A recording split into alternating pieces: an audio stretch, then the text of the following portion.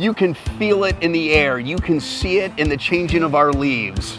Winter is coming, and Storm Team 2 has taken a hyper-local, in-depth look into this year's winter weather outlook. We have a member of Storm Team 2 positioned in each of our 4 zones that we forecast for every day. We're going to visit each one of them and learn about what winter could look like and be specific to each zone. Are you ready to find out what this winter can bring to where you live? Let's go. So here we are in Niagara County at Whirlpool State Park to talk to Maria.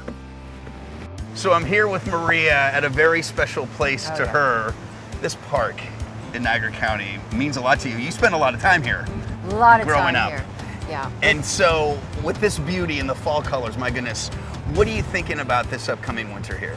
There's so many microclimates in Western New York. You drive 20 miles south of Buffalo, you have all the snow you could ever ask for. And you drive 20 miles north of Buffalo, and Niagara County sees relatively little snow as compared to Buffalo and certainly the South towns. So I added up numbers for both Buffalo and Niagara Falls and took a look, and on average, over 21 years, you can count on Niagara County receiving about 20 inches less than Buffalo as far as snowfall goes, on average. So if we're thinking of an average snow in Buffalo is about 94 to 97 inches, doing your math would give Niagara County or Niagara Falls, what do you think? 65 to 75 inches for this year, if that's the number we're going with. Right, and given that we're dealing with this La Niña winter, we will get some of those cold shots of winter air from the north, which means less snow, but still we can get some impactful snow. Look, none of this is written in pen, okay? It's all variable, but if you're looking at averages, those are the averages that I found. Okay. All right, now we're off to our second zone. We're gonna go meet up with Elise in Buffalo.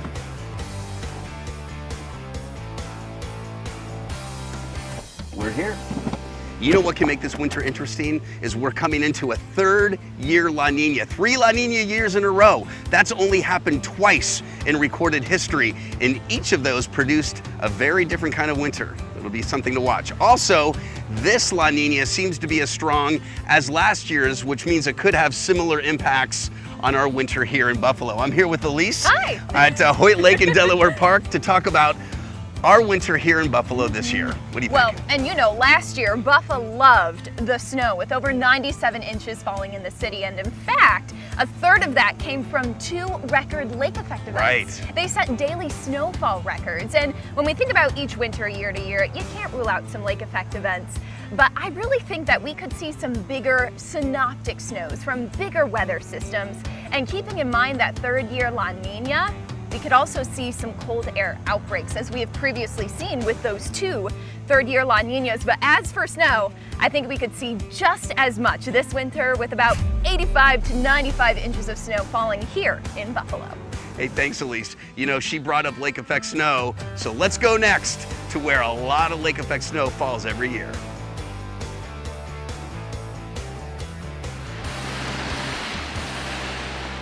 Well, we made it to the South Towns, where historically this region gets a little more snow than other spots. So we're in the village of Hamburg at Carl Lamb's childhood home. Not this one. No, the one over there. Thanks for inviting us here. What do you think this winter is going to be like here for the Southtown zones? You know, it definitely was kind of an interesting winter last year because it was really dry for December, and then finally in January we got some significant snow. And so we're anticipating a similar pattern, but this snowblower did not get a lot of action last year. It still looks like it looks brand new in mint condition. But I do expect us to have a December snow that does feature some sizable accumulation a little earlier in the season, and then I do expect it to be overall a little wetter and a little cooler.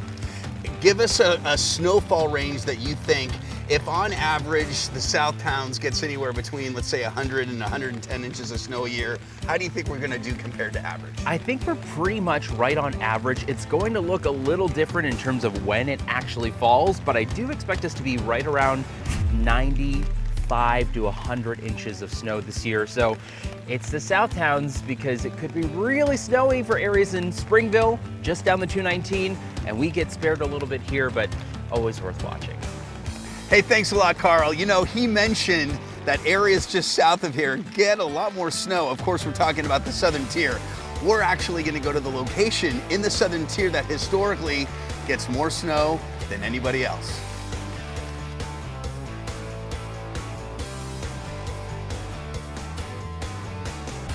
So Carl and Elise both talked about temperature and how it could have an effect, if there's an early start to winter, on lake effect snow. So where did we go to find lake effect snow? Of course, the southern tier, and the snowiest place historically in the southern tier. Kevin. What's up, brother?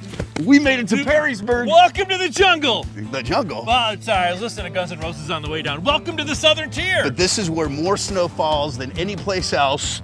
Why are we here, and what's the importance of the southern tier here? The challenge of the southern tier, geographically, it's the largest of our 4 zones. Yeah. It has the most variability, too. You know, you think of a Chautauqua Ridge regularly gets double what Buffalo does. Right. You go farther inland, only in Allegheny County, less than Buffalo does, so it can be quite challenging. Where we stand right now, they average 200 to 250 inches of snow a year.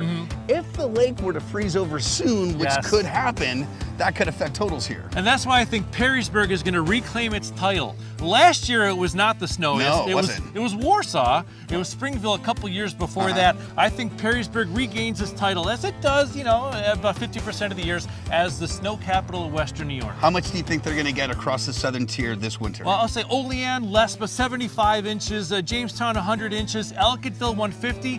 And for Perrysburg, I'm going 217. Why It's up there. Why 17? Why? For Josh Allen. There we go. 217 inches from Perrysburg. Maybe he can hurdle over some of the snowbanks up here. Hey, thanks everyone. Now, if you remember, last year's winter weather forecast worked out pretty well, and this winter could be pretty interesting too. There you can see it, our forecast from our Niagara County, Orleans County zones down to Buffalo, the South Towns, and of course, the southern tier. This winter could be a fun one. And of course, in the spring, we'll see how we did. I'm meteorologist Patrick Hammer from Storm Team 2.